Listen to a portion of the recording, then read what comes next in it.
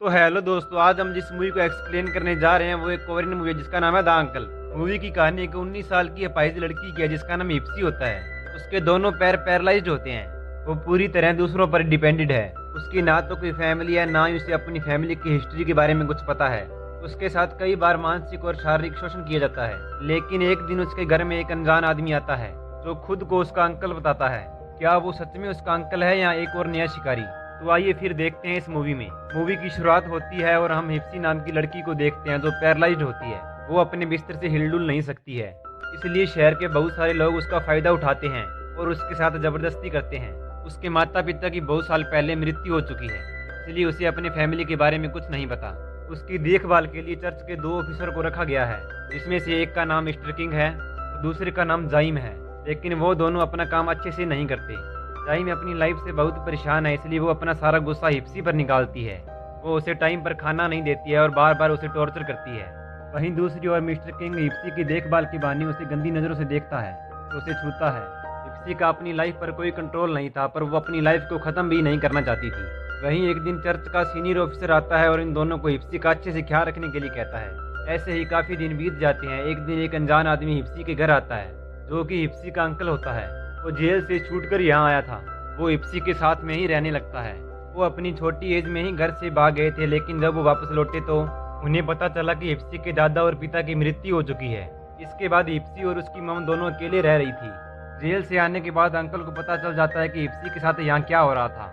वो इन सारे लोगों से उसे बचाता है और वो उसका अच्छे से ख्याल रखता है। वो उसे खुद ही नहलाता है और खाना खिलाता है। वो हिप्सी की सभी ज़रूरतों को पूरा करता है। हिप्सी जो पहले बेजान पड़ी रहती थी, अब वो बहुत खुश होने लगी है। वो अपनी लाइफ को अच्छे से जीने लगती है। लेकिन ये बात मिस्टर किंग को अच्छी नहीं लगती है, क्योंकि अंकल के यहाँ आने के बाद वो हिप्सी के साथ कुछ भी नहीं कर पा रहा था। इसलिए वो चर्च के मैनेजर से यह बोलता है, अंकल अभी अभी जेल से आया है, इसलिए हिप्सी के साथ रहना उसका अच्छा नहीं है और उसे यहाँ से भगा देना चाहिए। लेकिन चर्च का सीनियर ऑफिसर कहता है कि अंकल यहाँ रहेगा या नहीं, यह फैसला हिप्सी का है, हम इसमें कुछ भी नहीं कर सकते हैं। लेकिन हिप्सी को अंकल के साथ रहना अच्छा लगता था। वो अपनी लाइफ को अच्छे से इंजॉय कर रही थी। लेकिन कुछ ही दिनों बाद उसकी सारी खुशी खत्म हो जाती है जब एक पुलिस ऑफिसर उसके घर में आता है। वो अंकल से मिलकर कहता है कि तुम्हारा हिप्सी के साथ रहना अच्छा नहीं है। अगर हिप्सी को यह पता चल गया कि जो वो मर्डर और रेप केस में अंदर गया था वो और नहीं बल्कि उसकी मदर थी। अंकल ने हिप्सी की मां के साथ ऐसा किया था। अगर हिप्सी को इस बारे में पता चल जाता तो हिप्सी पूरी तरह टूट जाती। ये सब सुनकर अंकल को बहुत बुरा लगता है। इसके बाद वो हिप्सी को बाय बोलता है और यहाँ से चला जाता है। अंकल के जाने के बाद हिप्सी को बहुत बुरा लगता है। वो जोर जोर से रोने लगती है। उसकी लाइफ पहले की तरह ही नर्क हो जाती है जैसे अंकल के आने से पहले थी। एक दिन रात को चर्च का मैनेजर हिप्सी के पास आता है और वो हिप्सी को उसकी फैमिली की हिस्ट्री के बारे में बताने लगता है। वो बताता है कि वो उसकी माँ से प्यार करता था। उसके पिता की मौत के बाद जब वो हिप्सी की मोम के साथ बात करना चाहता था, लेकिन तभी उसका अंकल वापस आ जाता है और वो इन दोनों का ख्याल रखने लगता है। ये सब देखकर उसे बहुत बुरा लगा। इसके बाद उसने हिप्सी की मोम के बारे में बहुत बुरी खबर फैला दी। उसने सारे शहर में यह बात फैला दी कि हिप्सी की मोम बहुत गंदी औरत है। वो अंकल के साथ साथ कई और मर्दों के साथ भी नाजायज संबंध रखती है। ये सब जानने के बाद हिप्सी की मोम को शहर के लोग गंदी नज़रों से देखने लगते हैं और उसके साथ ज़बरदस्ती करने लगे। एक दिन घर में शहर के लोग आ जाते हैं और हिप्सी की मोम के साथ ज़बरदस्ती करने लगते हैं। तब उसके अंकल को ये समझ आ जाती है कि ये अब नहीं रुकने वाला है और ऐसा ये लोग हमेशा करते रहेंगे। इसलिए वो हिप्सी की मोम को ही मार देता है। इसके बाद अंकल को जेल हो जाती है।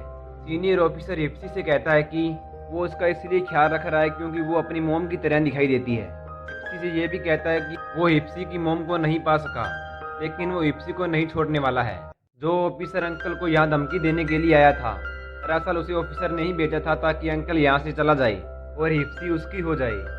ये सब बोलकर वो ऑफिसर उसके साथ ज़बरदस्ती करने वाला होता है। वो अपने कपड़े उतारने लगता है, लेकिन तभी अंकल वहाँ आ जाता है और वो ऑफिसर को मार देता है। उसके बाद ये रात में डिसाइड करते हैं कि जिन लोगों ने इसके साथ गंदा किया है वो उन सभी लोगों को मार देंगे। अगली सुबह मिस्टर किंग और जाइम यहाँ आते हैं। ये जाइम को मजबूर करते हैं कि मिस्टर किंग को मार डाले और जाइम ऐसा ही करती है। वो मिस्टर किंग को मार डालती है। रात होने पर जब कुछ लड़के हिप्सी को टॉर्चर करने के लिए यहाँ आते हैं, तब अंकल एक एक कर सभी को मार देता है। उस दिन पुलिस ऑफिसर अपने सीनियर ऑफिसर को ढूंढते हुए यहाँ आता है। वो पुलिस ऑफिसर हिप्सी के साथ इंटीमेट होना चाहता था।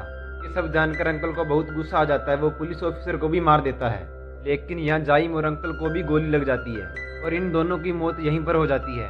उसके बाद इप्सी इस रूम से बाहर निकलती है और वो अपने मन में ये सोचती है कि शायद अब मेरे साथ गलत नहीं होगा, और यहीं पर यह मूवी एंड हो जाती है। अगर ये मूवी आपको अच्छी लगी हो तो वीडियो को लाइक कर देना और ऐसी नई नई वीडियो के लिए चैनल को सब्सक्राइब कर लेना। मिलते हैं नेक्स्ट वीडियो में।